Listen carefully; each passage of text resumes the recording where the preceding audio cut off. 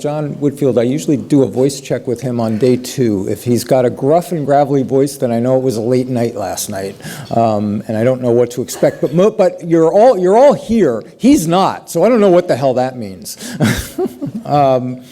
But thanks everybody. Last night, I had a great dinner last night. I think most of you got activities in before it rained. Did some of you come back drenched?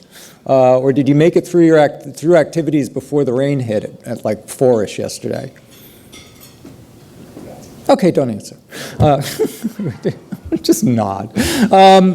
A reminder, everybody, that we're live streaming. So if you have people back at the office that you want to ping to tune in, do so. We're at MediaPost.com. We're tweeting, of course, as well. And also, the videos from yesterday are already up online. You can go and grab them there, embed them, share them, do as you will with them. And also, a reminder to everyone, this is an ongoing conversation. We do the Publishing Insider Summit around every 6 months. The next one is going to be in October in Austin.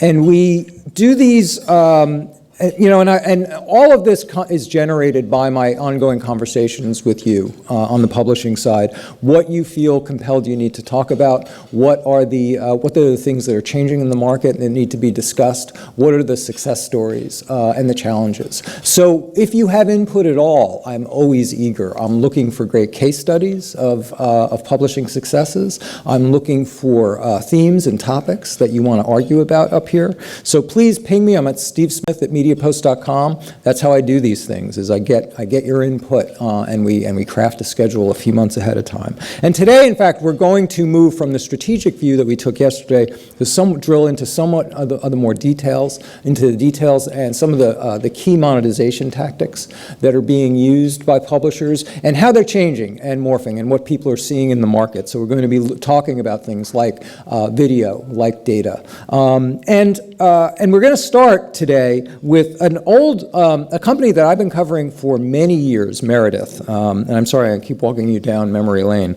But a lot of these companies I've been familiar with and watched as they made the digital transition. And in fact, their CEO, Steve Lacy, is somebody who I had known for many, many years and had started in digital. And it's one of those few cases of a major media CEO who actually started on the digital side. And I remember back in the day, Meredith took the position as digital emerged, look, this is something that we should be able to own. We're a magazine company. We have always known the importance of the list. We always knew that data was at the heart of what we did. So they always sort of had this clear vision of where they were headed. And I think that it's come to fruition. I mean, they know, you know them from familiar long-standing brands like Better Homes and Gardens and Parents, but of course they now have taken over Martha Stewart Living and have taken over the operations for Martha Stewart Living. They also have a really key component, especially when it comes to data, and that's All Recipes, which they acquired a number of years ago. And that has sort of fleshed out their data picture. But it really is an interesting, to me, a company that's really interesting in this transition that it made. And it had a pretty clear vision of the fact that, yes, all of the technology is new, the techniques may be new, but basically the spirit really is still grounded in that notion of publisher has a deeper, richer knowledge of the audience than just about anyone. It's based on the list, it's based on the richness of the profile and the data, and that really has driven a lot of the successes that I think Meredith continues to have in digital and the way they've transformed from a print-based company into a digital company. Matt Minoff is the Chief Digital Officer there. He has been, he oversees the long-term digital strategy for the company. He joined Meredith after Meredith acquired Selectable Media in January 2014, has his roots in investment banking. Please welcome Matt Minoff.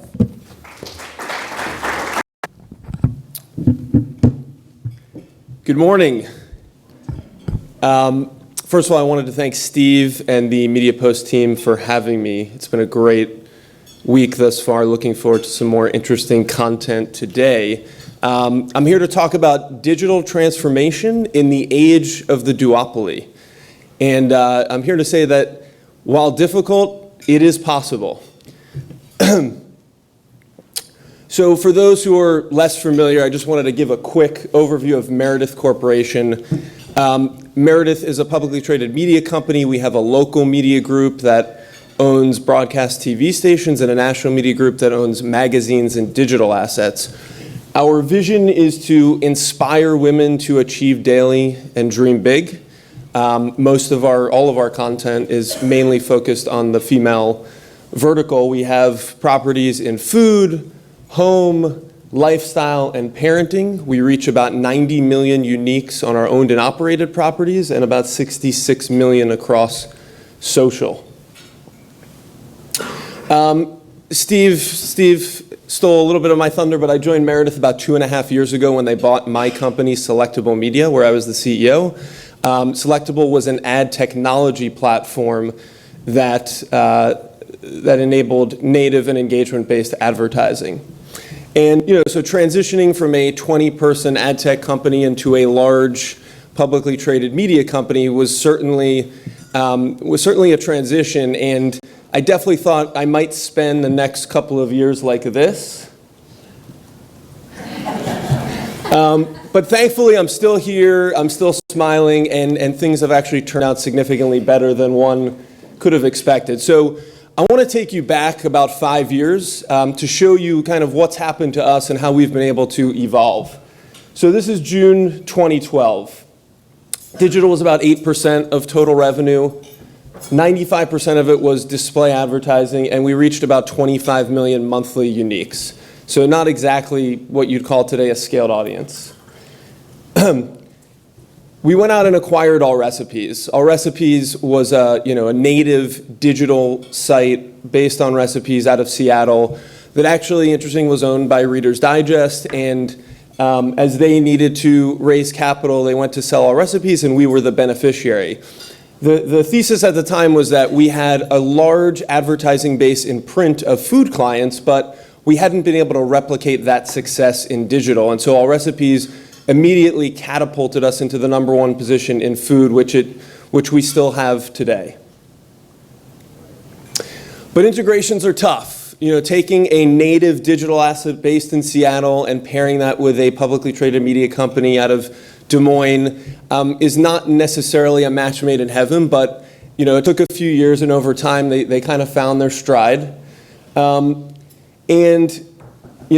Werther, who was actually supposed to give this talk today, who's our president of the National Media Group, he had to go and present to some of our investors, so instead you get me. So picture me like a foot shorter with a much deeper voice, and John will be happy. So John joined the company in 2013. He joined as our chief strategy officer and eventually became the president of digital. And the reason I mention John is he wasn't your typical publishing company executive. He grew up at AOL, which has a long diaspora of amazing digital talent, worked at Simulmedia with Dave Morgan. So he really had a deep fundamental understanding of both the digital media landscape as well as the ad technology landscape. And this is actually the slide that he showed to our board and said, hey, we have a really untapped asset here in our digital business. And I think with some investment, we can be a real player. And here's what it's going to take. And he pointed out kind of the 4 things on the right.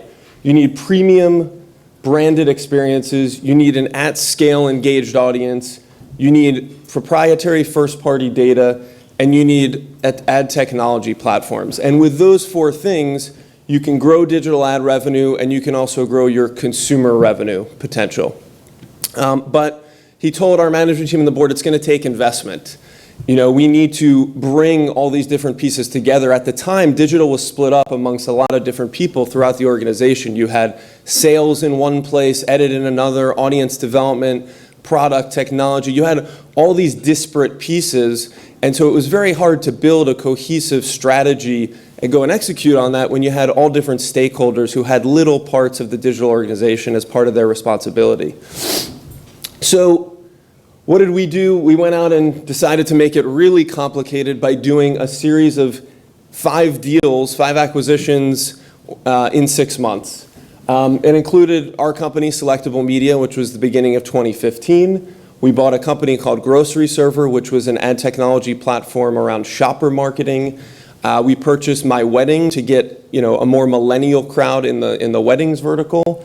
And then we went out and did a partnership with Martha Stewart and acquired Shape. So when I joined the company, there were hundreds of other people who had all just joined as well, and we were all kind of working together to figure out where do we go from here. What did these acquisitions bring us? I think first and foremost, talent.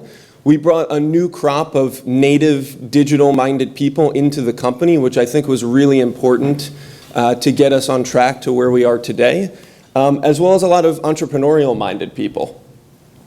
We also got some new powerful brands in areas where we didn't have any strength. We got some new products and some new revenue streams. So, now we're 3 years later, and digital is now 21%, up from 8%. We're still primarily a display business, and our scale had grown from 25 to 64 million unique. So progress, but still not exactly a digital powerhouse. And from a direct sales standpoint, we were still kind of in last place. When we initially came in and we went out and did a review and spoke to clients and agencies, a lot of people said, you have great brands, you have great assets, but we really don't want to work with you because we don't feel like you're bringing the new innovative ideas and products that help us, sell through to our clients. And I don't know if you guys are familiar with advertiser perceptions, but they run a great study every 6 months. They go and survey media buyers from both agencies and clients, and they're able to come back and give you competitive intelligence on how you're stacking up in the marketplace. So this was us in the beginning of 2015. As you can see, we're the light blue, so not exactly a good place to be when you're below the average index for pretty much every category. So what did we do? We decided to focus on 4 Ps: people, process, product, and platform. The first part of that was people. It always starts with the people. You can't get very far unless you have great people. And so as part of both the acquisitions and some of our own recruiting efforts, we were able to really build a great team, and more importantly, get them organized in a much better way to actually service our advertising clients. So the blue are teams that existed when we joined in 2015. The orange are all new teams that we built after we joined. So we actually didn't have a revenue operations team. We didn't have an ad products, an ad technology team, ad platform. So, we had a more traditional sales organization who was primarily selling display advertising. We also developed some new products. I like to joke that when I joined the company, I asked to see a list of our ad products, and I received an Excel spreadsheet with 9,790 lines on it. I'm not actually joking about that. And I said, guys, show me your actual ad products. And they said, no, this is it. This is the list of everything we have to sell.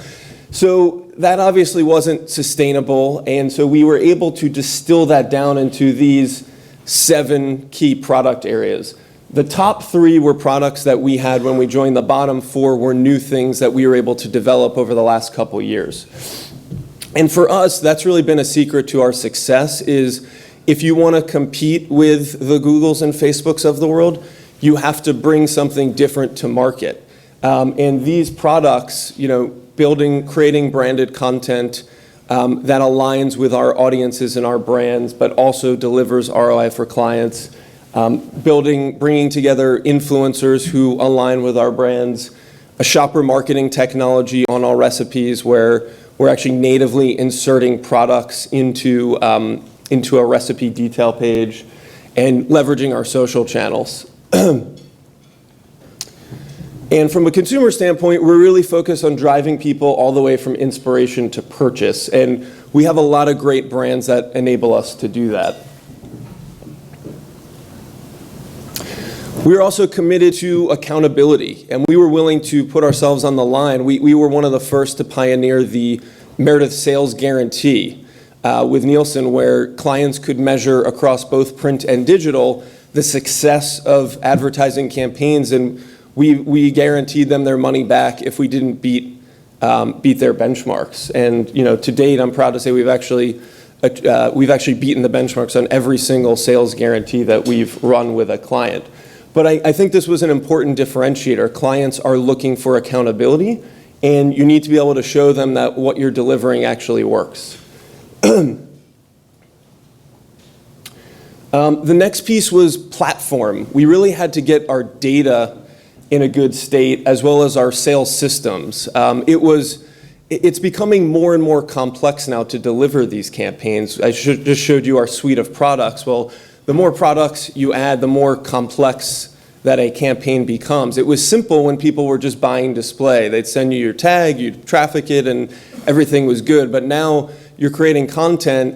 There's a lot of different back and forth, a lot of different steps in the process, and you really need tight operational processes and systems in order to make that work. As Steve mentioned, we have a really rich data set between our offline magazines business as well as our online digital properties. And we've worked hard to organize that into a way where we can actually offer that up to our clients as part of our larger partnerships. And that's been one of the bigger things driving our success over the last 12 months is the ability to offer our data up to our clients, commingle their data with ours, and enable better targeting and insights across a campaign. You need to maximize your data impact. We do this across 3 areas. The first is site and campaign data. We needed a better understanding of what was actually happening on our sites so that we could maximize yield. And we now have a team that gets real-time dashboards on a daily basis so that they understand which areas of our sites are performing, which ad units are performing. We had to do a lot of infrastructure work to reorganize the way that things ran on our site so that we could actually get to this level of detail. And as most of you probably know, with yield, every little bit helps. There's not one magic bullet. It requires an ongoing concerted effort day after day in order to drive up yield. We focused a lot on audience data, which drives our insights. So understanding what people are doing on our property so that we can walk into clients and actually tell them things about their consumers that they may not know. And I think that's another critical piece is you need to be able to, someone said it yesterday about, do you want to go in and ask your clients about their business, or do you want to go in and tell them things about that they need to know and may not know? So that's what we've been focused on is using our data in order to create better stories for our clients. And lastly, operational data, improving our products, our editorial, leveraging data to inform the content creation and product development process. We were able to shift the tide. This is a chart of our display versus non-display revenue and our mandate to our team was if we want to be successful, this has to shift. That we're not going to be able to continue to compete for volume. Clients, there's too many other options between the big platforms, programmatic. This is really not a strategy for long-term success. We need to add these proprietary products if we want to be able to compete into the future. And we were able to shift the tide pretty quickly here in a matter of a few quarters, and now we're almost at 50-50 with a goal to continue to transform that over the next few years. So today, this is an update of the advertiser perception study. We're actually near the top of all the benchmarks. This is due to a large effort across all of our teams, our sales team, but we really, as you saw a couple slides before, we made a big investment in sales support. I think this is an area that goes under-supported, that our salespeople, when we first started, would give us feedback that they couldn't be as proactive as they wanted to be because they were so worried about the campaigns that they had already sold, that they needed to make sure that those were successful, and that took up most of their time. So we made a big investment in sales support, created all those new teams so that our salespeople could actually be out talking to clients and selling them solutions. And that's absolutely been a key driver to our digital advertising revenue growth. So this brings you to March 2017. Now digital is about 30% of ad revenue. As you saw, we've been able to transform displays, now only 55% of our digital ad revenue, and we're up to about 81 million uniques on a monthly basis. And this is a quick stock chart. We are a publicly traded company focused on total shareholder return, and we've been able to deliver that. It's been tough sledding for a lot of media companies out there, but we've actually been able to survive and thrive. So you can kind of see a quick comparison versus the S&P and the Dow, and we've actually been able to increase our dividend for the last 24 years in a row. So it's been a really interesting 2.5 years for me and 5 years for Meredith as we've transformed ourselves from a legacy print publisher into a new age digital media company. We have a lot more work to do. Our current focus is on continuing to transform our consumer experiences. We've made a big investment in the revenue side of the house.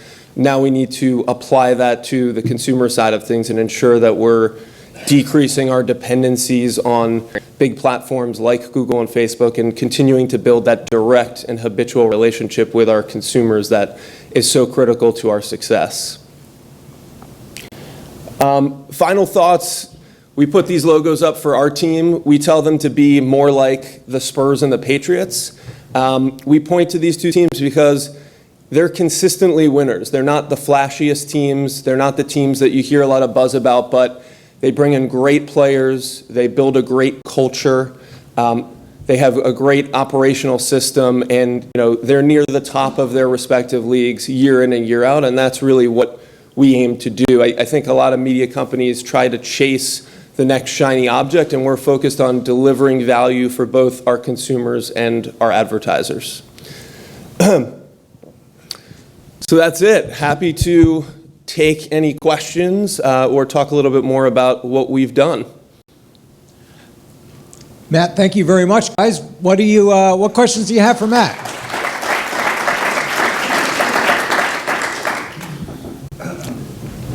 Could you put this into the context of some of the things that we talked about yesterday, and how many of the publishers that we were talking to on stage were talking about the growth of programmatic for them and how important it was. Talk about, since you were putting such an emphasis on new display types and new formats, tell us where that fits within the programmatic picture, and then to follow up on that, how that, because we also heard comments at the opening of the show that I had culled from people in the from our VIP pool, that one of the things where they're seeing the greatest decline is in direct relationships. So I'm curious how that vision, that flip towards more proprietary and new formats, which I presume need to be sold more direct, how that fits into that picture and where programmatic fits. Sure. So it actually works in conjunction. So the more we sell of our proprietary ad products, the more availability we have for programmatic clients to buy our standard IAB display ads. So actually, this has been part of an overall strategy to lift revenue per visit. So as our sales team stops selling display, we have a big opportunity for our programmatic team. We have a really strong, I didn't talk about it a lot, but we have a really strong private marketplace team, I think one of the best out there, that has built a lot of great relationships, and so they now have a bigger swath of inventory to offer up to our clients. And between that and a lot of the work we've done on the open programmatic side, between header bidding and continuing to employ tactics to push all of the various exchanges to bid higher, I think it's been overall, we've seen overall a huge yield increase from those two things working in combination. And since you mentioned that, in order to compete here, you really need to come into the market with something that the duopoly doesn't offer. Could you talk about some of the most successful products where that differentiation is really winning, where you're showing this is stuff these guys can't do, but we can, and also address at the same time address the problem of scale. How you're talking successfully with clients about, yes, you will give you these products, they have perhaps deeper engagement, they're unique, but you're going to have to deal with a smaller scale. Sure. So I think for most publishers probably in this room, branded content has certainly been a big growth area, and our ability to understand our audience, create content that we know the audience will find valuable, but find ways to integrate a client where it still drives ROI for them. I think that's actually really tough to do, especially when clients are pressuring you to feature their brands more prominently and sort of start to skew the content more towards the word branded and less towards the word content. But we've worked hard to make sure that clients understand and educate them that in order for this to work, consumers have to find it valuable. If they don't find it valuable, then essentially it's just a much larger version of a display ad. We've also had a lot of success with our shopper marketing technology. So if you go to All Recipes and go to one of the recipe detail pages, you'll see, if you're making chicken parmesan, it'll say chicken, and underneath it could be go buy Purdue chicken at the Walmart 3 blocks away. It's on sale this weekend for $2.99.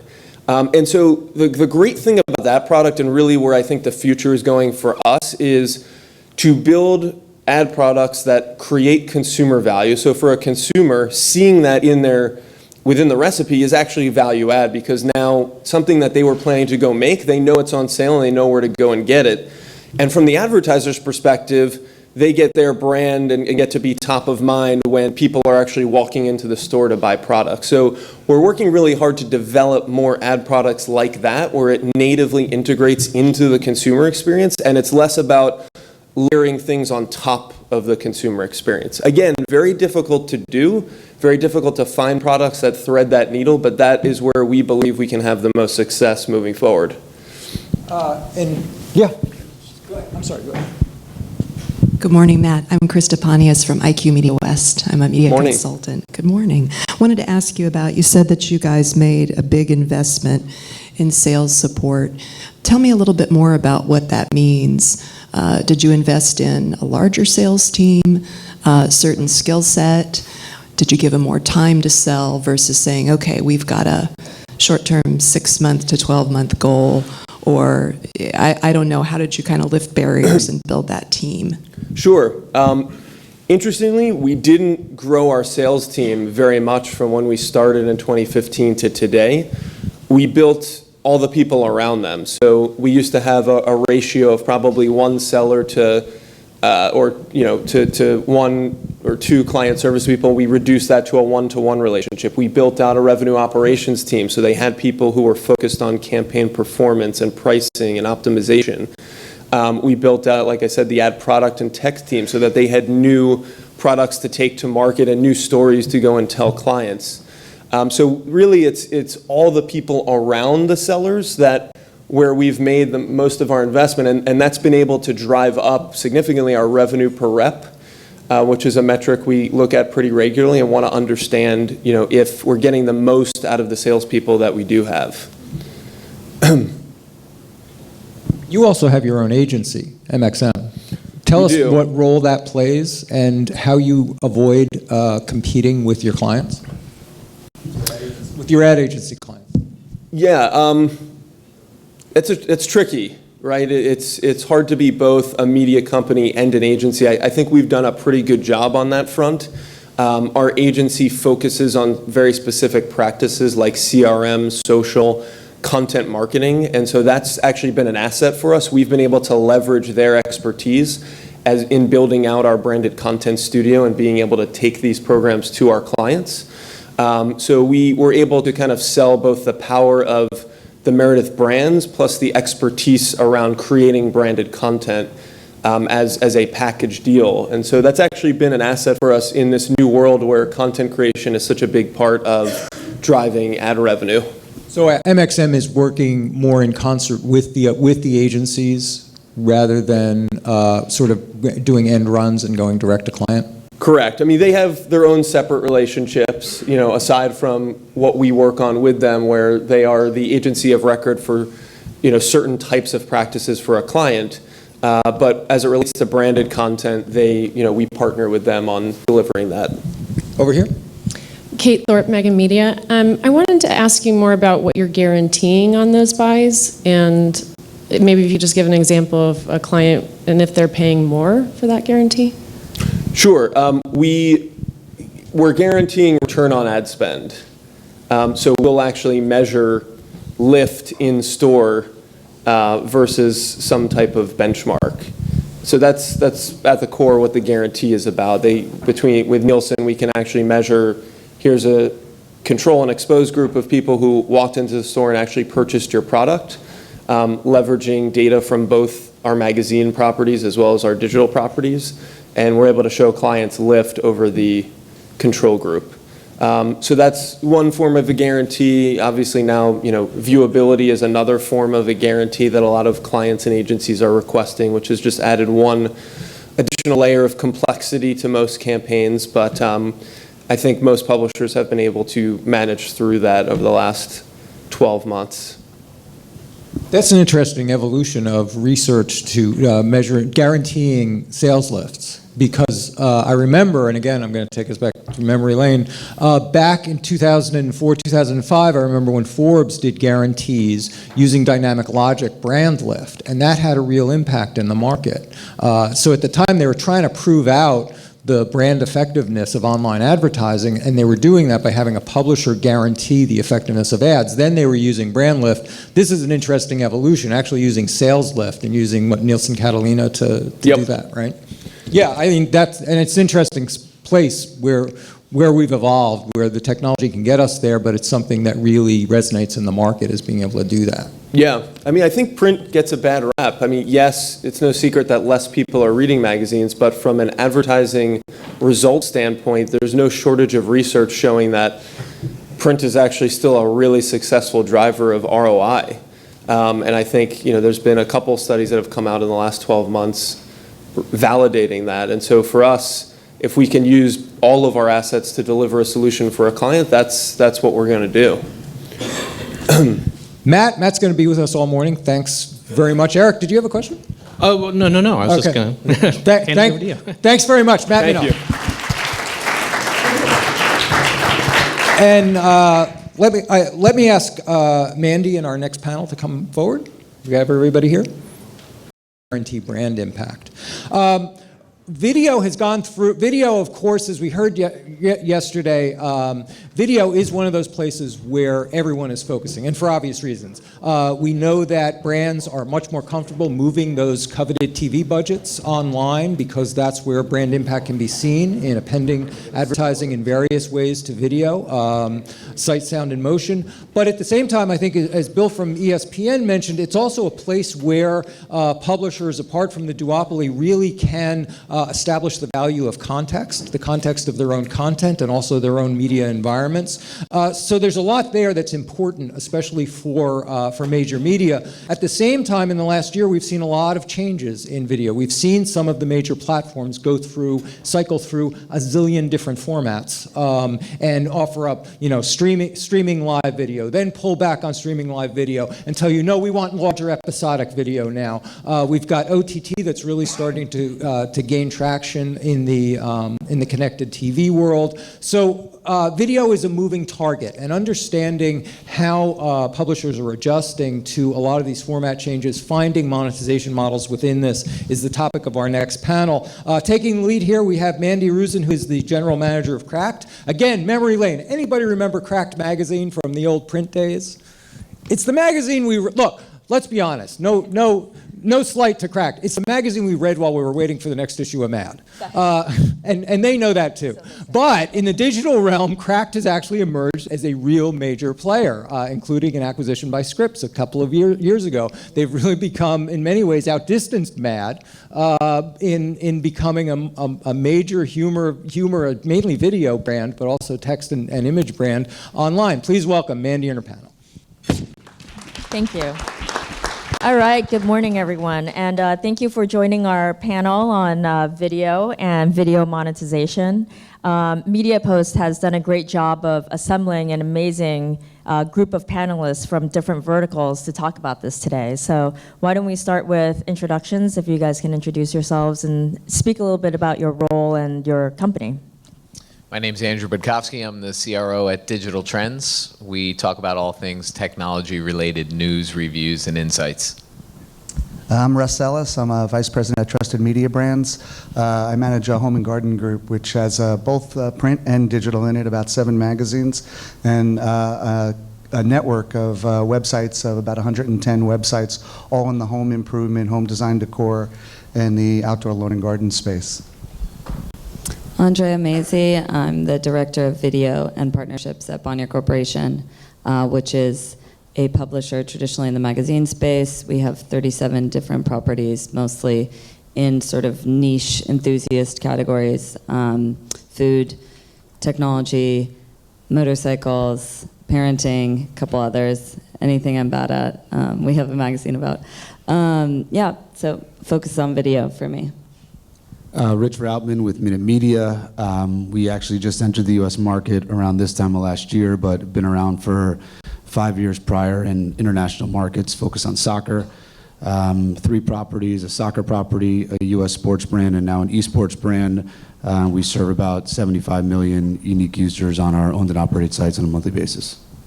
All right.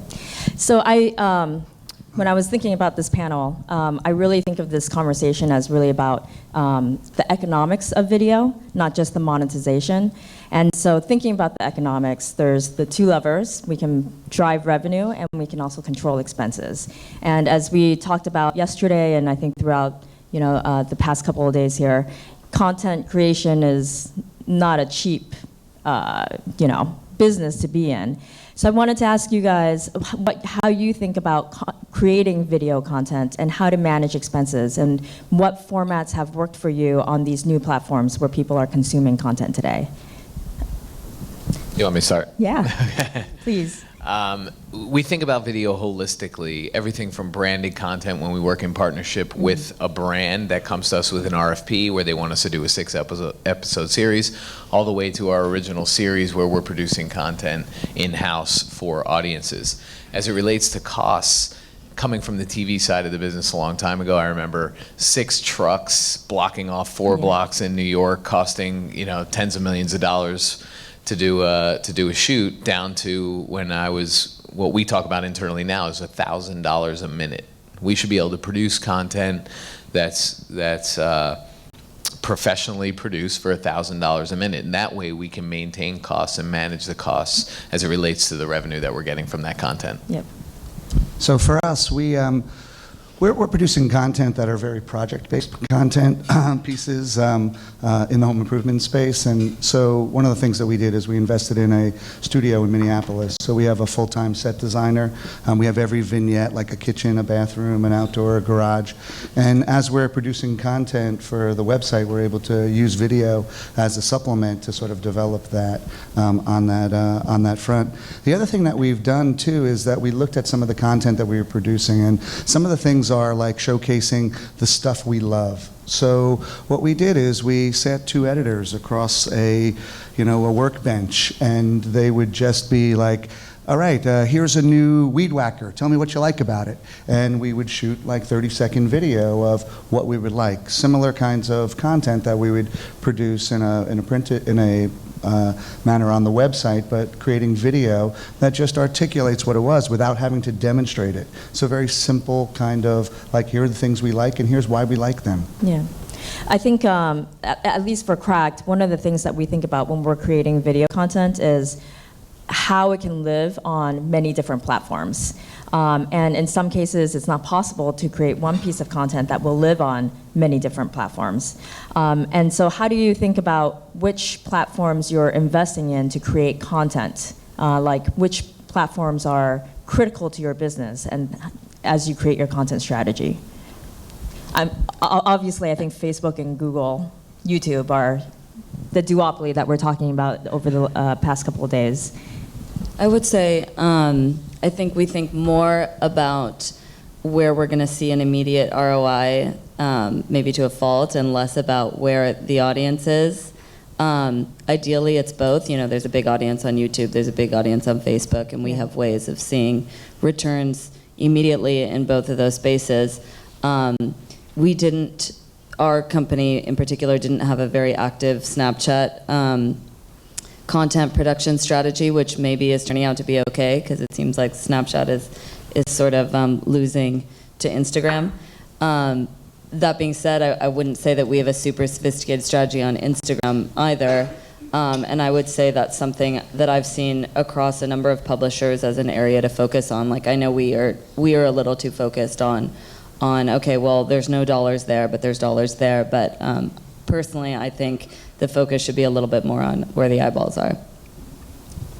Yeah, I think on our end, it's a little bit different in that most, if not all of our editorial is UGC. So fans create all of our editorial content. So as a result, we are able to much more heavily invest into video, because giving fans control of your video product doesn't necessarily equate to dollars. So for us, it's more about creating video that can sit inside of fan-originated content rather than trying to create a differentiated video product in our existing tone and voice. YouTube has been second place to Facebook when it comes to our video consumption, but I don't think that we're trying to build video content to solve for Facebook or YouTube. We're trying to build the right tonality to correspond to our brands. Everything we do is short form. We haven't really bought into long form video yet as a whole, especially given that most of our users are under the age of 30 years old. We really like short, snappy content that is hard hitting and right of center, and that's what works for our brands. I think from where we sit, you have to be everywhere. You have to be where audiences are, whether it's OTT or obviously YouTube. You need to be producing content for every format. Some of it might be snackable size or long form, but you have to be everywhere. And you need somebody in your org to be out there talking to each of those people so that you can make sure you have it on Roku and even Go 90 and Sling TV and DirecTV Now. I mean, those are all platforms that are stealing audiences away from TV, and there's a reason for that. So our content, we try and be everywhere we can in front of audiences, and then the revenue will come because as you build scale, there's also brand equity. So people see me on the street, they'll see my computer open with a logo, and they'll be like, oh, Digital Trends, I just read that review on the new Samsung S8, blah, blah, blah. What do you know about it? I don't know anything, because I'm just a sales guy, but that's what we're talking about, is being where audiences are to build brand equity. Sorry.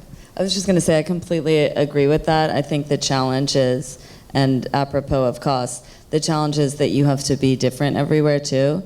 I think from a consumer perspective, consumers can see when a video's been made one way for every single platform, and they're like, this isn't right for this space, and it's not right.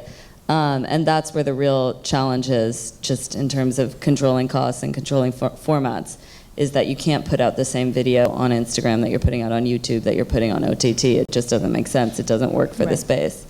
Yeah, and so is the strategy to really grow the audience, even if the monetization isn't there yet? So is there a particular platform today that is subsidizing the cost of, creating the content for those platforms? Where is the monetization happening for you today? I'm most interested in actually having our video be where we can monetize each and every one. And so we're using more of those social and other platforms as a driver, as opposed to sort of getting the exposure on those. So it's not about running our video on the social platform. It's about using those various different social platforms to drive it back to a place in which that I can monetize it. I would like to be more on OTT and or have some a presence on that, something we're thinking about. But for the most part, I'm using those as tools. Yeah, I would say on our side, social is audience development and owned and operated is monetization. But I guess to answer your question, for us, it's less about platforms as it is about territories. Right? So because 70% of our audience is non-US, a lot of those markets are nascent when it comes to video still. Try selling video in Indonesia. It's quite challenging. So I would say for us, it's the US and the UK drive the lion's share of the video revenues, but we have to equally invest into other markets because over time we're going to build up an audience base for our video. So we do tons of video in Portuguese for Brazil, even though the return today is relatively small. So there is this investing ahead that is important, as long as we're choosing categorically the right places to focus those efforts. I think there has to be some understanding in how people are consuming the video, so you can create content for that platform. Video on, but they don't content, as you know. It has to be an understanding so that you can produce. How are you guys platforms like Facebook, where traditional monetization strategies don't exist there, right? Like there's no pre-roll, at least not today. How are you guys monetizing video on Facebook, or is that purely an audience development strategy? So our company as a whole, not within my particular group, but we're monetizing Facebook Live, so much more in a sponsorship model. So we have a food platform, and we'll have our within our test kitchens, people preparing things or doing individual projects within that, and those would be sponsored by, McCormick, or sponsored by, Land O'Lakes Butter, and so we're gaining those kind of sponsorship opportunities and monetizing it through that live platform. A bit of a differentiated perspective in that, when we monetize, whether editorial or video, we believe once you tag a brand with it, it loses all of its viral capacity. So for us, bringing brands into our social content is part of the strategy, but I think if we're building really strong editorial content with Yokohama tires focused on the durability of a piece of football content, and we tag Yokohama's brand in that piece of editorial content on social, we put that piece of content side by side without any brand associated with it, and it's 10 to 1. So for us, it's not trying to force it into the experience. If we're going to do it, it has to be thought about and iterated on, and even practiced, and shown the brand the difference between one way versus the other. I was just going to say we're sort of lucky in that a lot of our verticals are so niche that it feels super integrated to have a product in there. So we've been pretty focused on sponsored content within social, and that's been fine. And sometimes, we can even sell it in a way where it's not specifically, it's views across any platform. So then we can sell it on YouTube, Facebook, Instagram, which is super nice. I mean, that works really easily in a category like motorcycles, where people want to know what the hottest new motorcycle is, and if you don't include a brand, it's confusing for them. So it doesn't work for every category. I would totally agree, and there are some categories that we have that we don't do as well in the sponsored space. But that's been, I think, according to everyone I've spoken to, the easiest way to monetize in social, and we'll see how mid-roll goes, but that's sort of the next thing that I guess we're supposed to look at. Yeah, it sounds like sponsored content, sponsoring videos is the majority of the revenue for all of us as publishers to monetize video content on those platforms. And we're all doing it, right? Cracked is doing it, Digital Trends is doing it, all of you guys are doing it. How do you think about, how do you differentiate your product and what you're doing compared to all the other publishers that are out there that's selling the same thing? Like how do you differentiate and, make that sell? For us, it's in the way, sorry, Russ. For us, it's in the way we produce our content. Everything, whether it's in the written word or video, has a certain style. So there's a brand book and a brand promise to our readers and our viewers. That's how we differentiate ourselves. We're different than CNET because of how we write and how we produce content, and that carries over in the video space.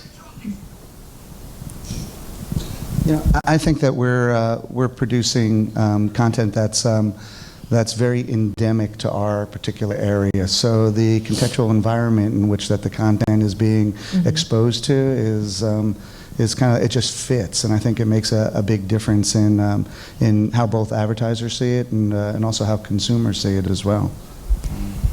Yeah, it feels like it all comes back to being an audience question, because at the heart of it, that's what it becomes. You're selling to the advertiser that audience fit, and your brand voice. I think it's also about not only the idea of building the content, but also having the ways to distribute it as well. So I think that's an important differentiator, is the ability to sort of get it out to the right audience at a scale that's important to them. So I think it's also really challenging, now more so than it ever was, in terms of creating a differentiation between, at least for us in the sports category, and think about it market by market between what we do in the UK versus what BBC Sport does. I think it does come down to tone and voice, and I also think it comes down to commercial proposition. So for us, the sales organization and the way that they're packaging the assets has to be unique and differentiated. It has to be solution-oriented, but not just content solutions, and every publisher has their own content studio now, and I think it's really trying to bring innovation to the sales approach, because ultimately that's what the buy side is going to remember the most. Can I say one more thing? Absolutely. There has to be a responsibility on the advertiser side. You know, I remember 10 years ago, I think the first Newfront College Humor showed this video. I don't know if you guys remember it. It was like, we want to do a branded video, and the client was sitting with the sales team, and they were like, we want it in your tone of voice. You guys do it in the way you do it, but we want this hat in there, and we want you to wear this shirt, we want this mug on the table, and all of a sudden it became, so there's a responsibility on the brand and the agency side to make sure that we are allowed to create it in our tone so that audiences can consume it and validate it. Or responsibility all around, right? Like, we need to have that expectation of the advertiser, but as the publisher, as the one that's controlling the end product, we really need to be the one that's also pushing that and enforcing that on your respective properties, right? We have a level of expertise that's going to tell them about what the best performance is and how the audiences will react to it. So in many cases, they need to listen to the experience that we have in activating an organic feel for these types of content. Yeah. Yeah, it's about setting the right expectations, I think, also with the client up front. You know, this is our tone, our voice, and this is how we create content. So where do you guys believe video monetization will be in the next year? Question. I personally think, you know, listen, branded content is going to continue to sort of drive it. Relationships that you can build with your audience and with your partner. There are, I'm a little nervous this morning. Apple announced that on all their devices that within Safari they're going to have a autoplay blocker on their device. And if this is the beginning, I don't know how many publishers have a combination or a large percentage of autoplay, but that could be damaging to our business and our business model moving forward. Yeah, I mean, same. I saw the same piece of news, and we were talking about this a little bit at the bar yesterday. It feels like there's constantly hurdles within this industry in general being thrown at us, and I don't know, we sort of keep adapting, so I have that sense of hope because it keeps happening. Every 6 months there's a new thing. On the ad side, you know, it's viewability or it's fraud or there's something, you know, now we have data, so we've always been able to sort of keep up, so I do feel optimistic about that to some degree. But yes, absolutely. Is it frustrating every time they throw a change at us? Sure. I also think, you know, pre-roll, bless its heart, and it's done very, very well for us. But, you know, is pre-roll the perfect ad format out there from a consumer perspective? Probably not, at least the way it is currently. So if we have to move away from that, you know, maybe that's sort of naturally what needed to happen anyways, just because it's not like the ideal user experience. But yeah, I'm totally with you. I think that some of the evolution is good. It does make it more hard on us. But if you think about the changes in video over the last even 5 years, and Andy's been around the video space probably since the beginning, but you know, right reel autoplay in a banner is where it all started. And I think it's weeded out a lot of the not quality supply as a result of all the changes. I think, you know, now you have, you know, it was viewability and audio on, and now AVOC is going to become the standard. And when you start enforcing an AVOC standard, that's when video either is going to take off for some folks or it's going to die for some publishers. So having 500 pixel video that is click to play and having that at scale is going to enable any publisher to have a nice video business, but most publishers don't have a lot of that. Right? So I think it's a misconception between what the market expects and what most publishers have that needs to align a little bit better. As it relates to the next year, we should be looking right now at the television upfront that's going on. They are obviously struggling. There's not enough rating points to support the advertising dollars that are coming in. So if we can create products and experiences for brands that allow for us to accept those dollars in the video space, that's why we keep being able to monetize video. And although, sure, it would be great to not have pre-roll in a 15 or 30, that's the assets that they have. So we're stuck with it, and that's why there are pre-roll ads, and that's why there are mid-roll and post-roll, because that's the asset that advertisers have. So in the next year, we should look really hard at what's happening in the TV space and offer solutions to brands that engage audiences with complete viewability. Complete viewability. It's a tough one.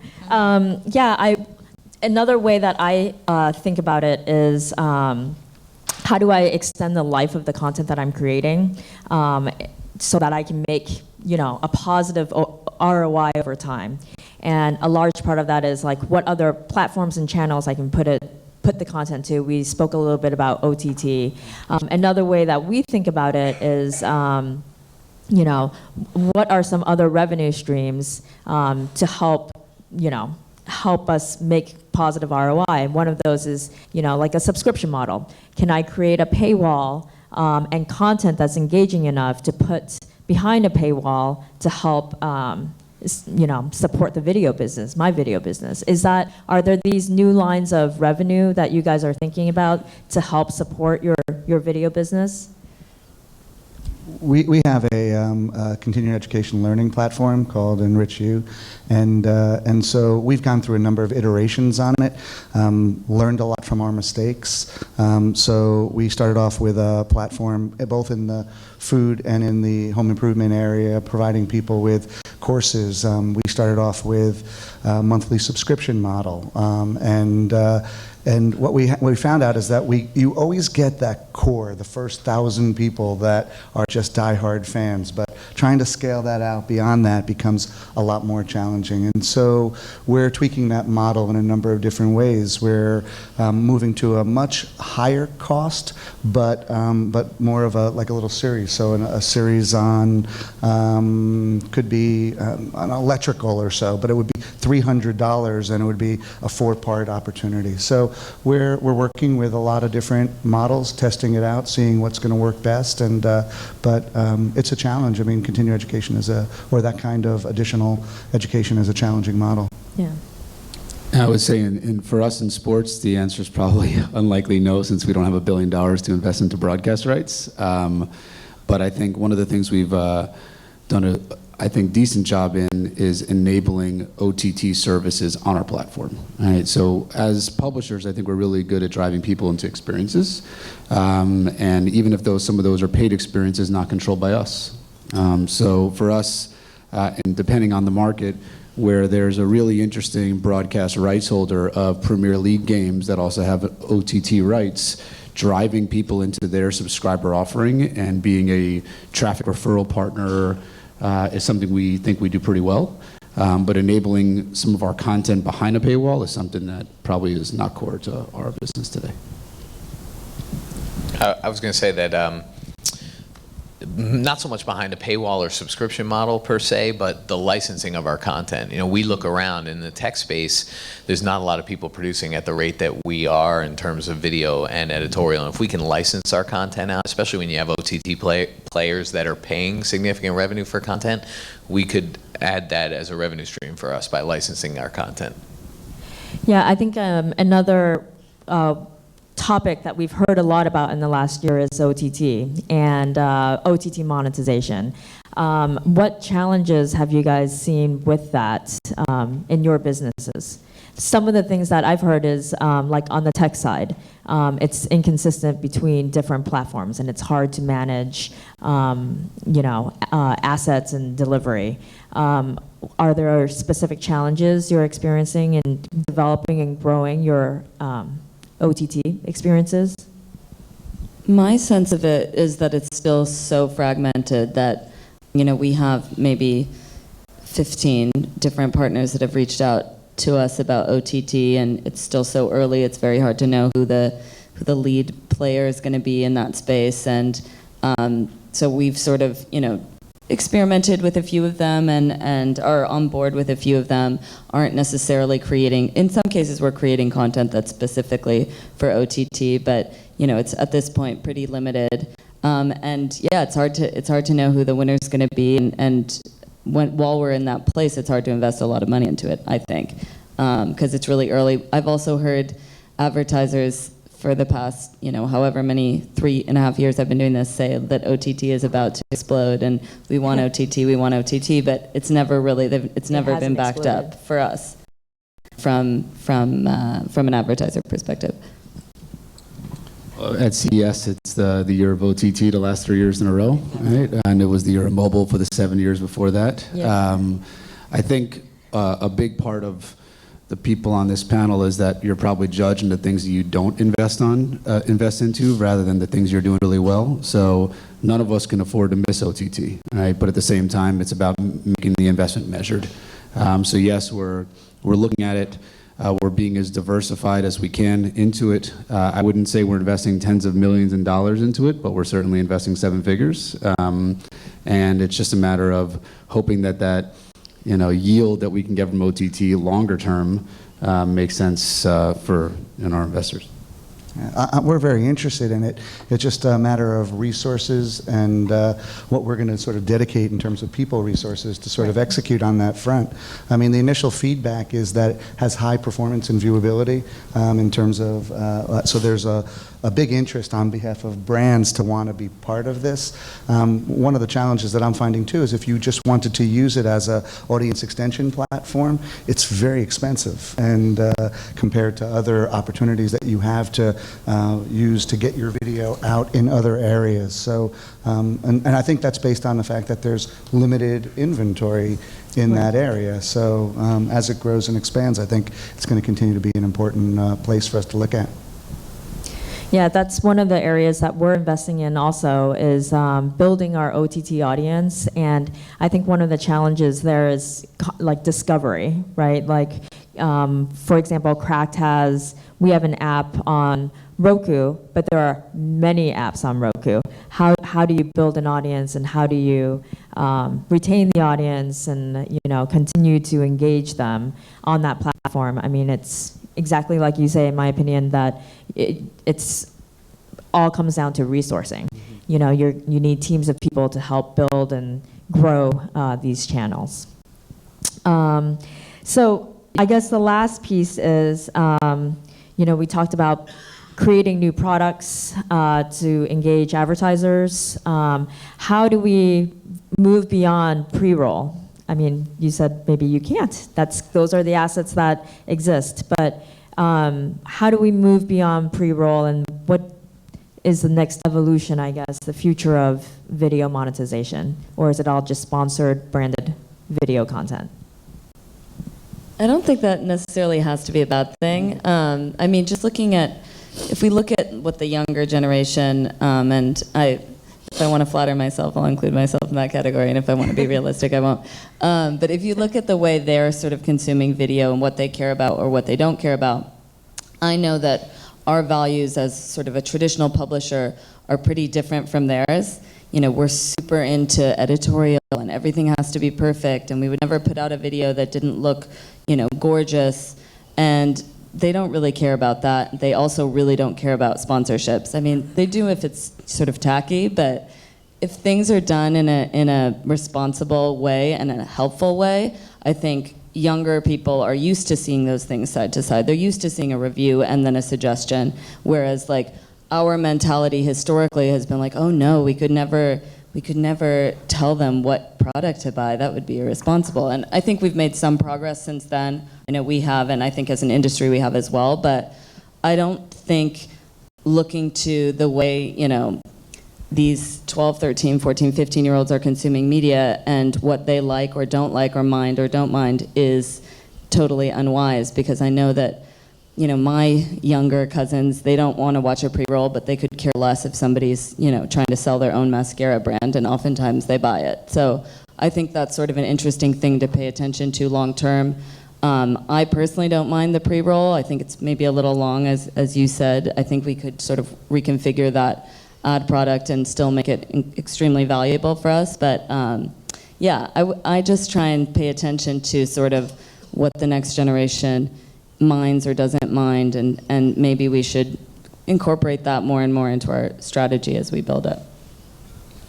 Yeah, I agree. I think that pre-roll is definitely the definitive future for now. I do agree that we need to shorten it, and I think especially, we cater to a millennial audience, so 5 to 15 second formats, even 15 on the highest end is something that we don't get any pushback on, other than for our gaming brands. I mean, when our video game brands, where we're focused on esports, the highest propensity for ad blocking, upwards in some cases on a monthly basis of 40 or 50%. So how do you address consumption there, monetization, when 50% of has said, I don't want to see any ads at all? So for us, I would say it's differentiated strategies by brand. Some of them need to be more heavily sponsored content focused, and some of them need to be short form pre-roll ad focused. And I think we'll just continue to evolve upon that. I think for us, we see a lot more going on in the branded content, and particularly on the influencer side of things.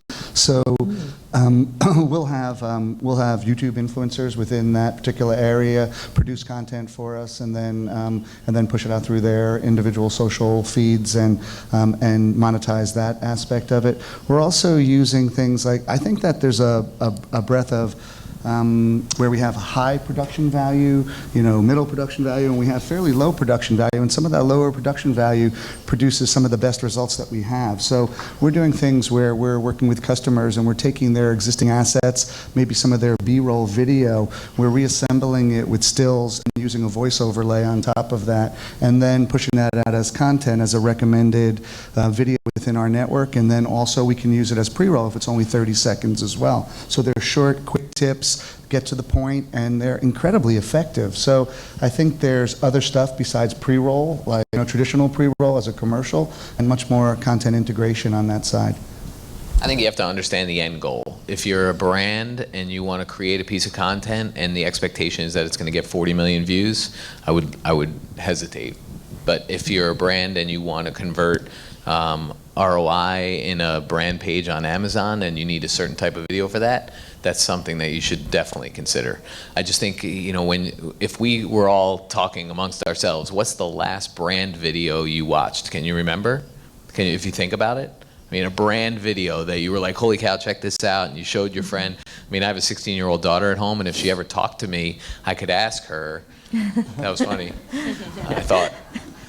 But she literally is like, her cell phone is somewhere in this range 24 hours a day, and I hear that she's watching video, and she goes, what, are you crazy? You can't watch that? So I don't know what it is, but is it a branded piece of content? Probably not. But if you think about the brands that have done great work, BMW Films 15 years ago, and they did some great stuff on the 405, and Pepsi with Jeff Gordon and Uncle Drew, they did incredible videos that now everyone's like, oh yeah, I remember those, right? Because those were great pieces of content, even though a brand did it. That's how brands have to start thinking about content. If I'm a creative agency, I really am nervous because I'm presenting to my client a $50 million creative budget where we're going to shoot a winding road with leaves falling out, and it's going to cost $50 for 4 pieces of content. And then somebody sends them a video of some kid that made a car video for them that cost $8,000. Right. I would be very nervous if I'm a creative agency with the effectiveness of creating content efficiently by influencers or just people that are into brands and categories. It was going to be the Jeff Gordon piece of content from Pepsi that I was going to mention. Was it? Yeah. All right, great. Well, thank you, panelists. Maybe we can open it up for questions. To questions. Anybody? Okay, I got a bunch. I always have a bunch. The impact of I want to sort of run through some of the innovations over there and the emerging models over the last couple of years and see how what impact they're having.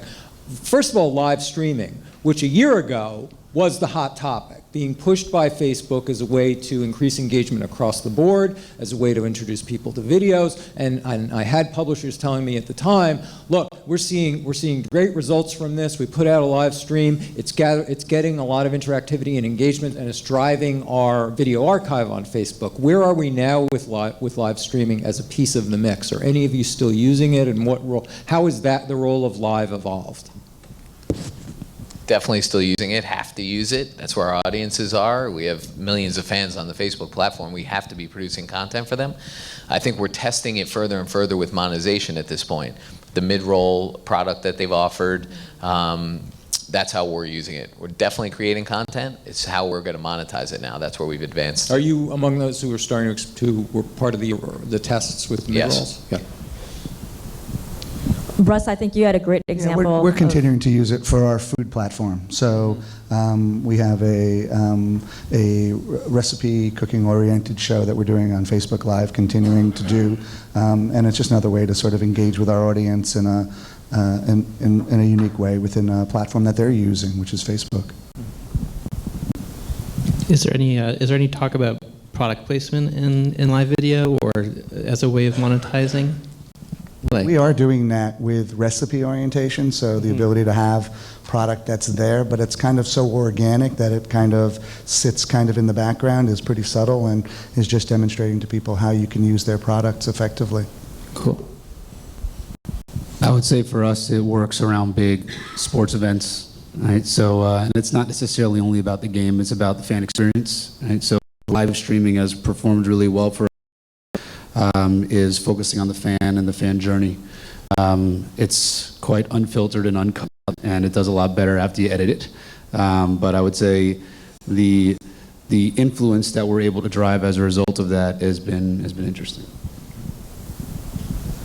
How about the role of Amazon in distribution? Another distribution hub that has come up lately for me as I'm talking to publishers. I've seen a number of publishers more on the premium side than anywhere else who have argued that they're really starting to see a lot of traction in Amazon as a distribution vehicle, especially as they start incorporating into that Fire TV and Amazon Video space a lot of sort of web video providers, not just traditional channels, but also companies that have premium channels are finding that that Amazon recommendation engine really is a driver that, say, Netflix doesn't even have. Anybody seeing any traction or working with Amazon, and any sense of where Amazon's going to be in terms of distribution?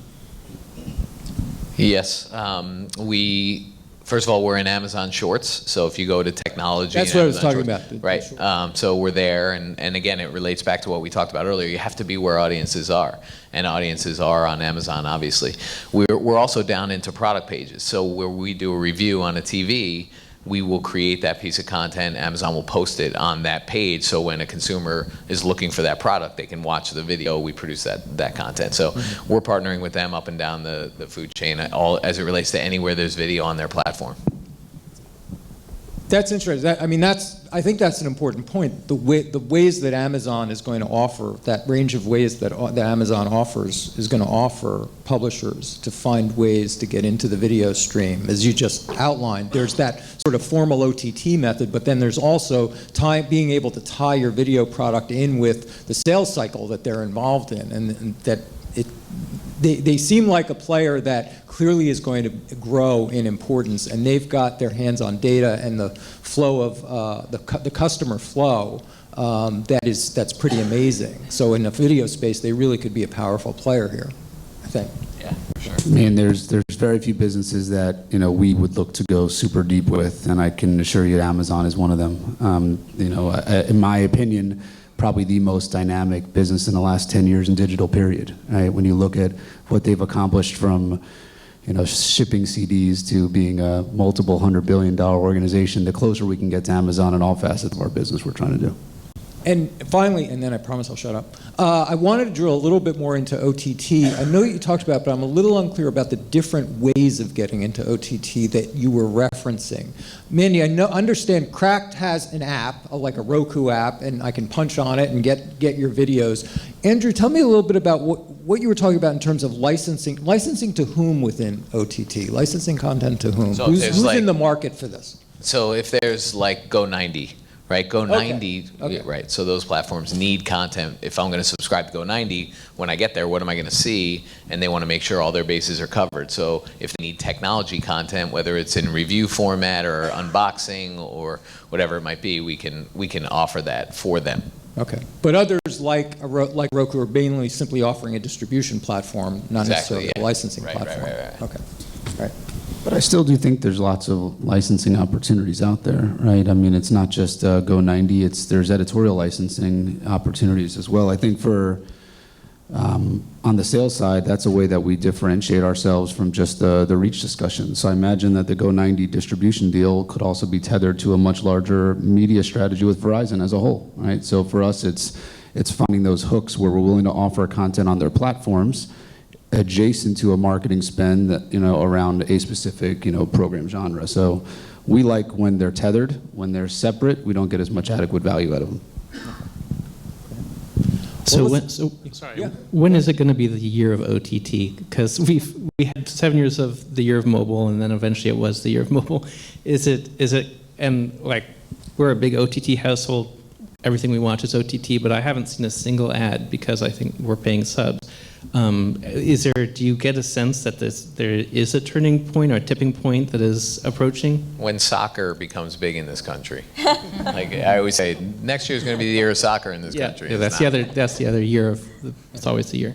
There has to be consolidation in that space. It's too fragmented right now. And the reason why you don't see ads is because advertisers are talking to those platforms and they're saying, how many subscribers do you have? And they say 150,000 or even 1 million, but 1 million, this yawn. An advertiser can't afford to apply a resource to manage that relationship with that platform when there's 17 others. So they Yeah, I do see ads on my OT platform, but it's the same damn ad. ad infinitum. That's a tech thing. What? It's a tech thing, technology, because like on demand, right? I'm watching IFC on demand. I like Brock Meyer.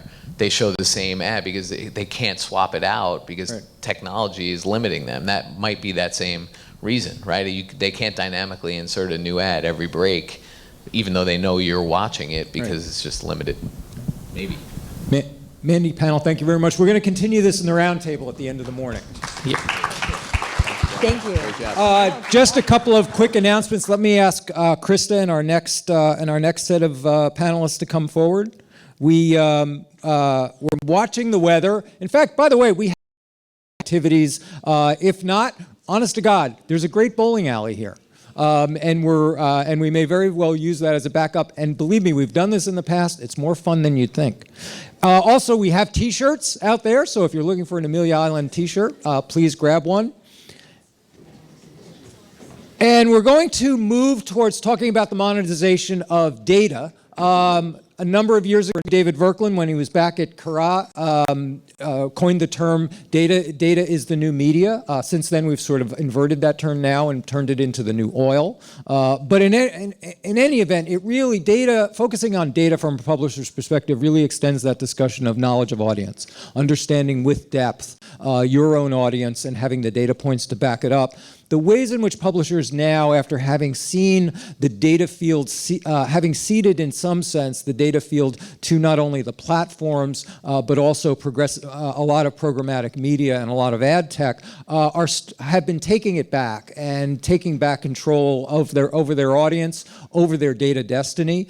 So to understand the ways in which companies are at least on that path towards productizing and better monetizing the data itself and understanding and knowledge of audience, we wanted to talk from a couple of publishers and their perspectives on where they are right now.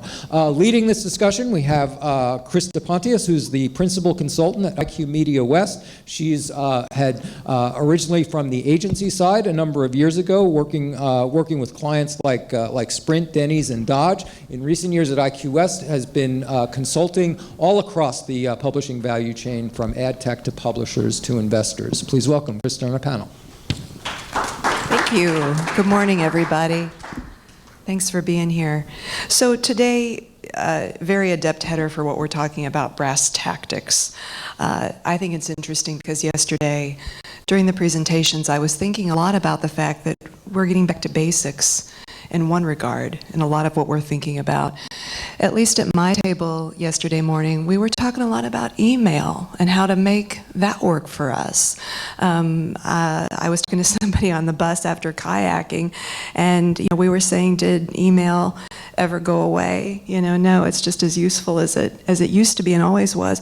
But at the same time, on the other end of the spectrum, we've got data emerging as the new media product. So in just a second, we'll let you do company overviews and tell us a little bit more about yourselves. But as we go into that, as you go over that, I want to ask you about how your companies generally think about the market and the data market. We've got this product. What's that meeting point with the market? So without further ado, Matt, I'll let you take it away. Thank you. Good morning. It's very rare for me to get first on the panel because with the last name of York, I'm always right at the end, but it makes a change. So we're in B2B media. We're a company called Source Media. So data for us, or data, as the Americans say, is fundamentally important. And we're very, very bullish on the value of data and our ability to monetize that and to drive that against performance for our advertising base. Okay, and then Stephen. Yeah, so I'm with Newsy. We're a leader in the millennial-focused real news space, which is really important right now. So we produce short-form video. Data is important to us in two regards. On the editorial side, we've been very robust in capturing data since we started as a company 8 years ago. So for each individual asset, it's more than a title and keywords. We're capturing sentiment. Is it a happy story, a sad story? Is it evergreen? Over 20 data points per story. So we're able to analyze and use them to dictate future editorial decisions, and then also use that on the sales side. And then in the past 12 months, we made a big push to kind of capture third-party data, pair that against our audience from an ad sales perspective. In the past, we were selling Newsy and the story. Now that we know 25% of our audience is in the market for a new car, 37% of them are active gamers, that creates a lot of power on both sides of the business. Sure, and then do we have the overviews ready to go, or I'll let you guys go through your slides. Are you able to cue that off with the... I do have that. Yeah. You want a slide? Yeah. We want a slide. We want a slide. Any slide. There we go. All I think right. there's one right before this. Oh, can I go? Yeah, and you're in charge. You've got it. Oh, there we go. Perfect. So I mentioned this, capturing 20 data points per editorial story, which is really... Hold the mic up. Bring your mic up. Hi. So capturing 20 data points, using a DMP to kind of pull all of the information in to aggregate it, like many other publishers, pulling from a number of sources, Comscore, Nielsen, internal data, reconciling that. Different end users are interested in different data. We started creating anonymous profiles about our audience, acquiring third-party data to pair against that. So that's getting the data. And then in terms of using the data, earlier this month at the New Friends, we launched a Newsy Plus product. So a lot of our traditional ad buys in the past have been run of network. We're now pulling in Nielsen data, pulling in third-party audience segments to tailor ad buys, and in some cases guarantee them, which is really an exciting movement. Generally, when we're doing these data-driven buys, we're seeing about a 30 to 40% lift in cost and CPM, which from the revenue side is incredibly exciting. And obviously the wealth of data allows us to make better decisions. In terms of looking at what's next, as a free platform, we don't have a lot of first-party data, so working with a number of companies to start acquiring that due to the power in that. Looking at sort of midterm elections and next year and upcoming presidential elections and the money spent in those, make sure we're well positioned as a news company to leverage data to secure advertising around those. And then always kind of working with the sales team, many who have traditional backgrounds, to understand the benefits of data-driven sales. And one of the key focuses as we look 12 to 18 months in the future is looking at first-party and distinct data and looking at data itself as a unique revenue stream, which is exciting. Okay, Matt, go ahead. Do you have the video? In the world of content, most audiences travel on predetermined and crowded paths. For B2B marketers, this poses a problem. They may have a general sense of the path the audience is traveling, but they don't know much more than that. What if a marketer had more information, even insight, about the trips each audience member takes from their point of origin to their ultimate destination? B2B marketers have a particular need for such insight because the purchase path is more nuanced and complex. Specialized knowledge of the terrain and the people who inhabit it is valuable and hard to come by. As a marketer, you most likely have basic demographics, but probably don't have firmographics, reading preferences, interests, and behaviors, and what this data indicates about states of mind like awareness and intent. Source Media cultivates specialized knowledge in all the communities it serves, so it can analyze and interpret behavioral data and augment it with focused research as well. With this perspective, Source Media works with its clients to structure powerful content and channel distribution strategies that keep your brand and message on the map. Detailed individual profiles are created and then extended to identify other individuals on similar paths with similar objectives. Marketing should be mass transit. By treating our customers as individuals, understanding their needs, and customizing messaging, Source Media enables marketers to bring their message home.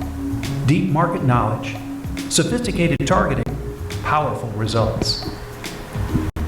So just some context. We're a B2B media company. We cover the banking, financial services, healthcare, and benefits space.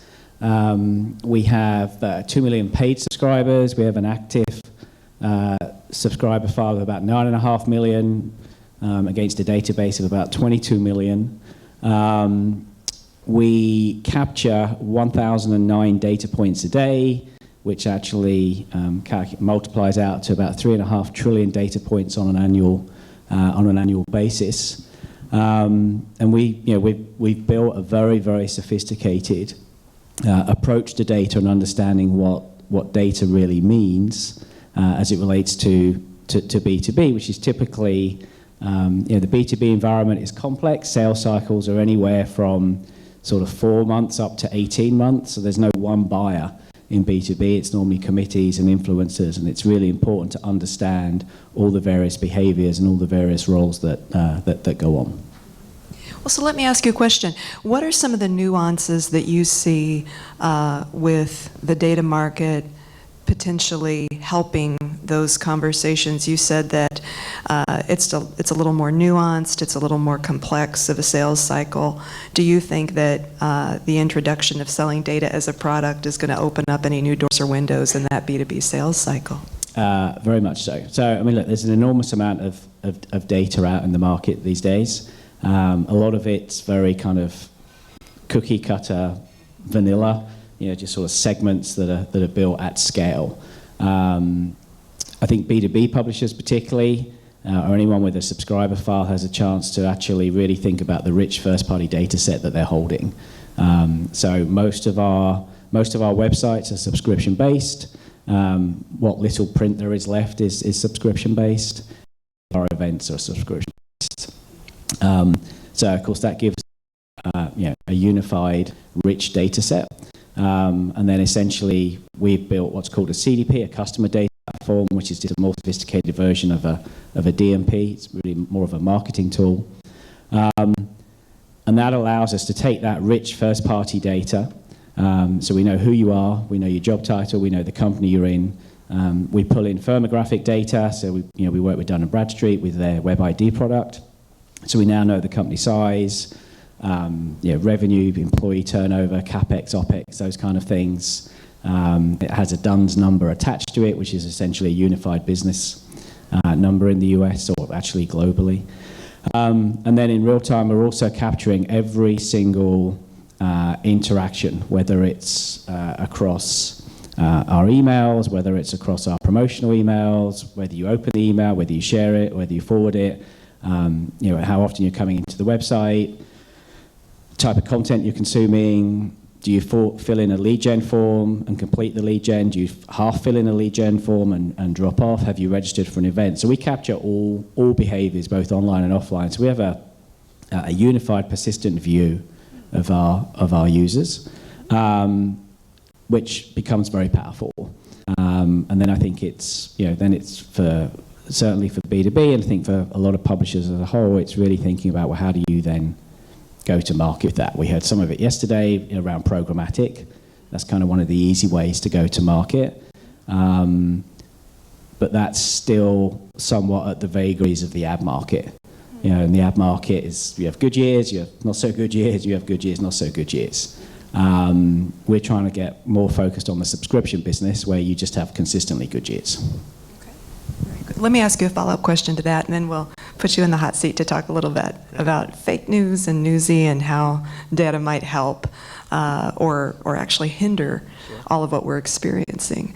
But let me ask you a follow-up question. So pulling in from what Matt from Meredith said about commingling data as well, and with the data that you have, I find that very, very interesting as a value proposition as the space changes from monetizing for advertising to monetizing for data, particularly in the face of the duopoly. Is that really a great practice that a lot of us are going to need to run with in order to make being in the other category work for us? So how do you see that with B2B? So everything we do has data at the core now, like absolutely everything. We've launched since January to what would be the end of this month, so the end of Q2, we will have launched 10 new products and services. Each and every one of them is essentially powered by data. On the low end, we did programmatic, direct, or guarantee deals, whichever way you want to call that. On the more sophisticated version, we're doing very sophisticated kind of what's called account-based marketing programs, or we also talk in terms of audience-based marketing. And again, when we look at the duopoly, that's vast scale, but it's a different type of data. They're not holding the first-party data sets that we're holding. We have a process we talk about internally, which is really identity, intent, and then predictive analytics, or predict. And we've pretty much solved all three kind of legs of that stool. So we now understand the type of behaviors, both at the individual, but then at the organizational level. So if I see a lot of people from Bank of America reading a lot of content about server virtualization, and I can see that at the individual, and I can aggregate that at the organizational level, that tells me that Bank of America is likely in market for a server virtualization solution. I understand, I have the identity, I now understand the intent. And then it's a question of, well, how can I use that data to then predict an outcome for whomever we may be working with as a sponsor. CDP is a great example of that, because essentially customer data platform, we work with a company called Lytics, has artificial intelligence or machine learning built in. So what I was saying earlier, every piece of content, every email, half opened, read, or shared, anything social that's going on as well, these are just tiny, tiny grains of sand that come back into the CDP in real time, in one database. But you get enough grains of sand, you get a beach. And so that allows us to begin personalizing content both at the one-to-one and at the organizational level based on what we're seeing, whether that's on our websites or through the various channels we use, which in turn drives performance. Now, we look at Google and we look at Facebook and we look at LinkedIn, and these are all big, powerful platforms that different levels bleed into B2B.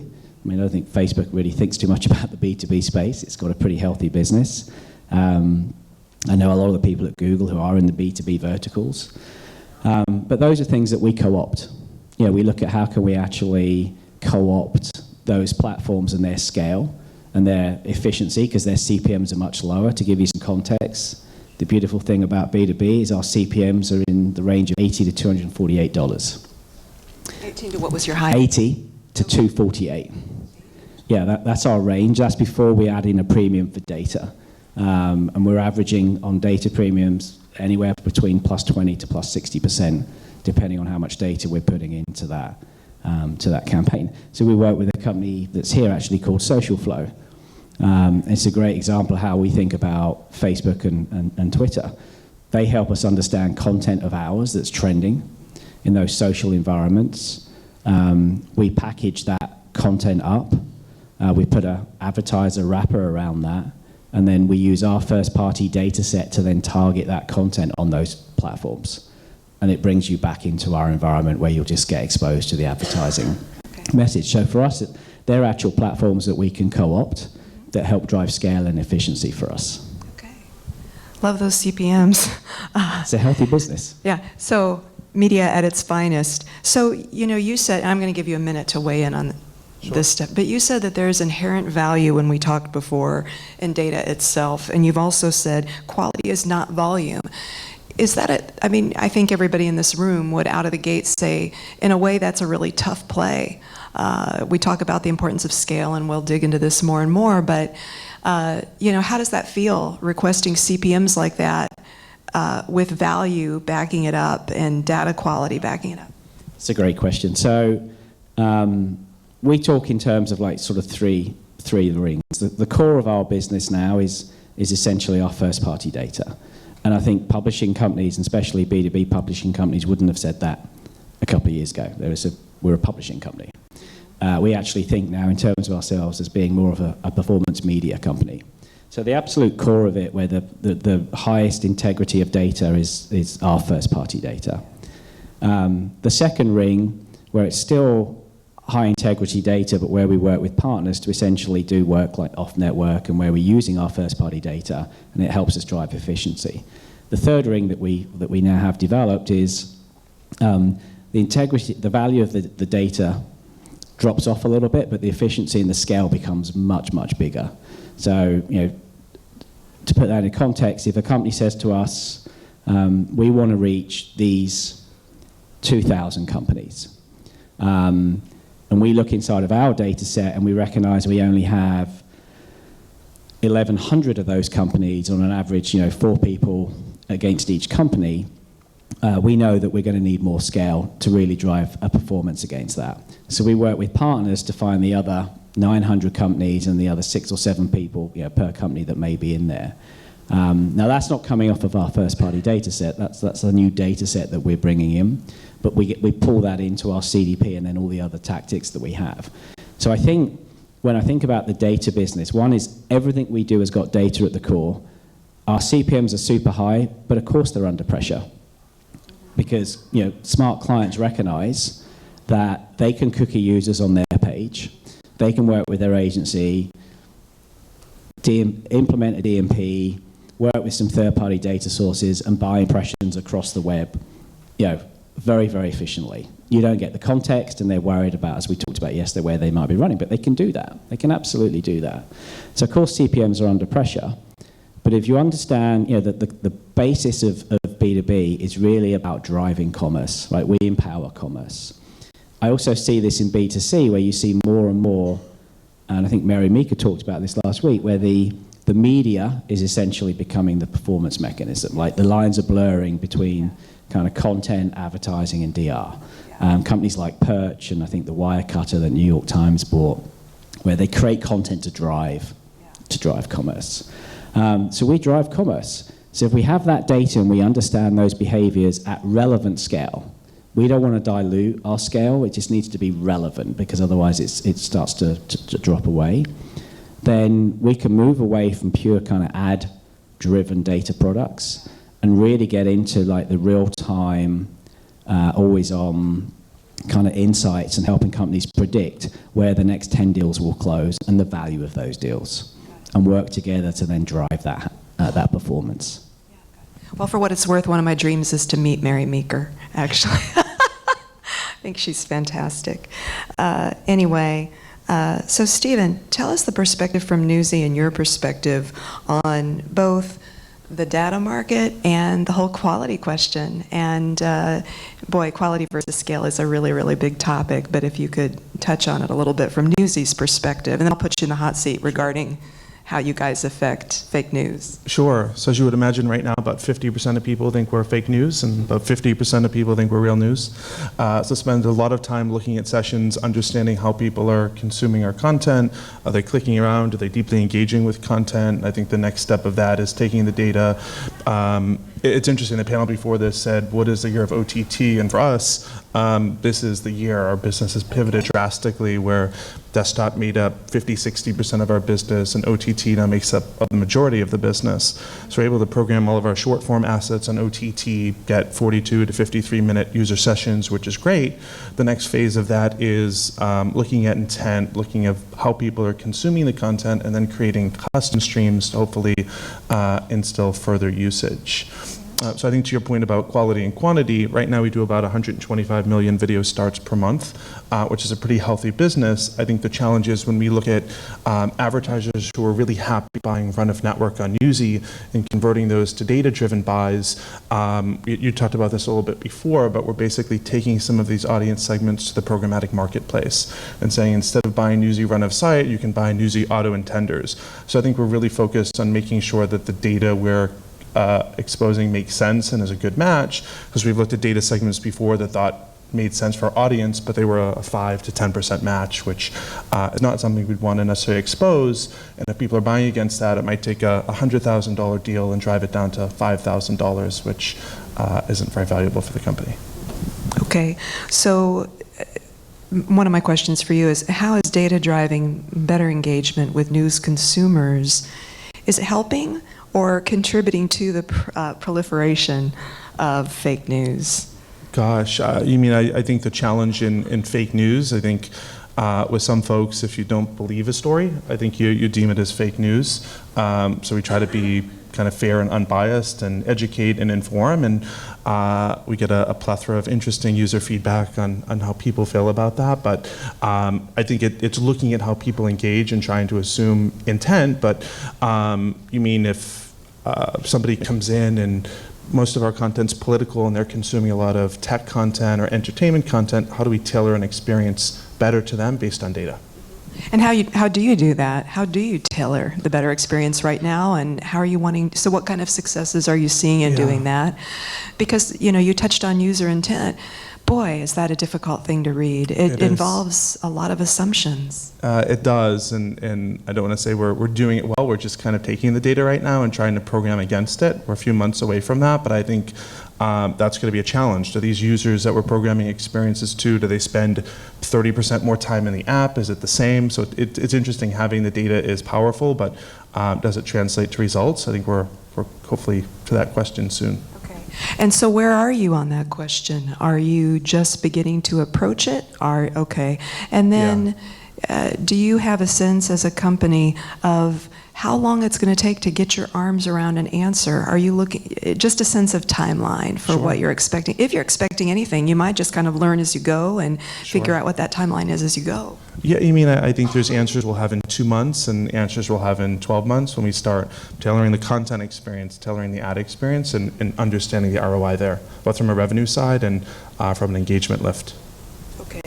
And then, Matt, if you don't mind speaking on this first. So we've been hitting several times on the importance of first-party data. And, you know, when I'm talking with people about it, it's almost like there's the talk and then there's the belief behind it. And, you know, you were talking about the extreme value and the core value for your company of first-party data. And people would agree with that. However, I hear a follow-up statement many times, sure, you can use first-party data, but you need third-party somehow involved as well, or you need third-party data involved to somehow back up first-party data, or it's almost like you're talking about a three-legged stool where you've got to have those legs. If you knock out one, then the stool's going to fall. I personally don't believe that that's necessarily true, and from the monetization that we've done, we've seen success without necessarily having, we can operate on a third-legged stool, but we don't need four legs. You know, we don't need to necessarily have the third-party data. So what do you say to that? So it's a blanket statement, so it's hard to sort of agree or disagree. So I spent some time on the agency side before I came back into to B2B. And we used to talk a lot with clients. Every conversation was about data. Every RFP that we ever answered was around data. And yet sometimes you can just keep layering on data and data. The more data I have, the better it is. Well, that's not true, because if you're in the B2C world, let's just say you have a $4, you have a $4 CPM, for example, and you add in a couple of data sets that add in another $4, so it's now an $8 CPM. Unless performance is at least 2x what it was when it was $4. It can't be 2x because it needs to be at least 2x to make it worthwhile. Otherwise, why bother? You might as well just run more impressions, essentially using an algorithm if you're using a DSP, and you'll essentially get the optimization. So I think it's like all things, everything in moderation. We're constantly analyzing when we work with third-party data sources, are they adding value plus performance? If it's just to where we were, then it doesn't make any, it doesn't help us, and it doesn't help the client. So I think you need to, that's always got to be the gold metric. And then, Stephen was talking about performance. So one of the things that we've seen very aggressively, we launched this kind of account-based marketing product earlier in the year. Demand gen is a huge business if you're in B2B. It's an high eight-digit number for us. We launched ABM, which is a much more sophisticated version. It's essentially where you start with a data set of companies and individuals who are interested in that product or that solution set or that topic. We see 4 to 5 times the performance by using data up front. So instead of kind of going out to the whole database, actually looking and understanding those companies and individuals who are in market, and then using all just traditional demand gen tactics. So that's that speaks for itself. And now that is a rapidly growing business. Our whole business in demand gen is like growing at 40% compound. To a little bit the yield management side, I'm wondering if the increase in data is just changing the equation on the yield management side, or if it's just is all flowing together, and is what we're doing with data just creating a positive yield management, or are we doing some calibration right there? Well, I think it's a question of what your strategy is around data. A lot of publishers have rushed headlong into programmatic and saying, we're doing data. We're doing data. Because their expectation is every impression will go sold. In B2B, most B2B environments, you don't have a lot of unsold, if any. You just don't. I mean, that's why the CPMs are so incredibly high. So then I think it's more a question of, well, what's your longer term data strategy, right? So listening to Stephen, it really sounds like the more they understand about the users, the more they can get the right content in front of those people, which will become like a network effect, and the more people will kind of come in. We also think in those terms relative to our small universe, which is it's driving ad products, it drives performance for marketers, so we're seeing growth rates, which helps defend our really high CPMs. But also now we're operationalizing data, kind of like what we heard from Meredith earlier today. So we're now taking all of those signals in real time, and we're doing a couple of things with them. So what we have is we have these persona profiles, right? So we understand the people who read our content and their goals and initiatives and challenges throughout the year. We overlay that in real time with all of the content consumption we see. And we do that at the individual and the aggregate level. Then we overlay that with third-party data sets that, are essentially like 30 billion data sets a month that come into us, over 2 million companies that we monitor. And that starts to give us like these really big intent signals. So that's now making its way into the editorial team. Because if we understand companies are reading and consume it, have a need for this type of content, let's get that type of content out there. It's also totally redefined our native and our custom publishing business. Historically, custom publishing is what do you want us to talk about? Let's go create it. We're trying to flip that model and say, what is it? Who's your audience, and what is it they're trying to read? And let's create let's create real-time content to meet a real-time need. And it's the data that's informing that, and I think that will change that model as well. I think similarly on the publisher side, there isn't a positive ROI for everything we're doing now. In some cases we have to because of RFPs or making content decisions, but I think when we look at launching new content or making any decision, in the past it was sort of intuition, which isn't always right, but everything now is data-driven, which there's a lot of power in. Great, thank you very much. I think that we're ready for questions at this If we point. have questions, or we're actually going to go to coffee break, but go ahead. Questions for Matt. Matt, you talked about some of the personal profiles that you guys set up or so, and being in a really narrow vertical, is there a different lifespan to that? Like, is that something you just sequentially build on forever, or does it expire on that personal profile? That's a good question. So, well, people are subscribing, right? So you're renewing your subscription on an annual basis. So we have a natural renewal rate against those individual profiles. But becoming a subscriber allows us to move into that identity phase, because we still have unknown. We have traffic that comes in, and even though sites might be they're subscription based, not all of the content is behind the firewalls. They might read the 1-2 articles and then they'll bounce off. We obviously hope to make them known.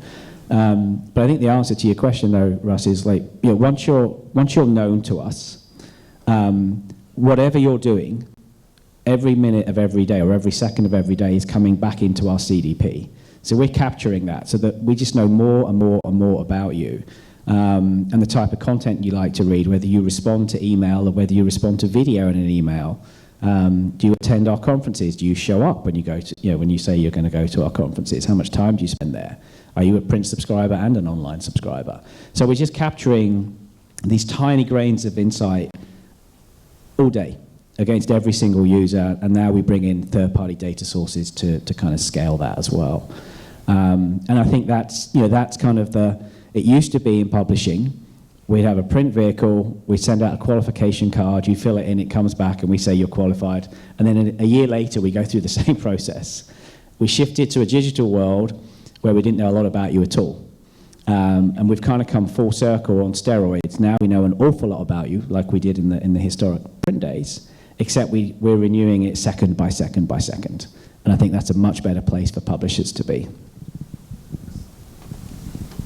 Is there a creepy factor in B2B like there is in B2C? Like when you're collecting all that data, and I'm sure it's fabulous for targeting, is there any concern about weirding out the target audience? Yeah, I mean, I think, if you keep serving to the point earlier on OTT, keep serving the same ad over and over and over, that's pretty creepy. I think the point about B2B is people and companies go through buying cycles, right? And so, you may be in a buying cycle right now, and you're taking vendors through awareness, consideration, preference. Once you come out of that buying cycle, then we're not going to be messaging you that solution set to that advertiser. Because you're on to a different initiative, or that buying cycle is shut down. I think what we need to be aware of is, readers pay to come in and consume our content. That is far more valuable, even on our CPMs, than serving a lot of ads. I mean, it just is. So let's not lose sight of the fact the reader is the most important thing. Content is what drives that that engagement with them. Let's make sure that we're not abusing them and that we're meeting their information needs and not just our kind of advertising needs. Stephen and Matthew, thank you. We're going to continue this in the roundtable at the end of the morning. We're going to take a coffee break, so you can grab either of them now. And Chris, thank you very much. Thanks, everybody. We're going to take about a 15-minute coffee break, and then when we come back, we're going to round out the morning by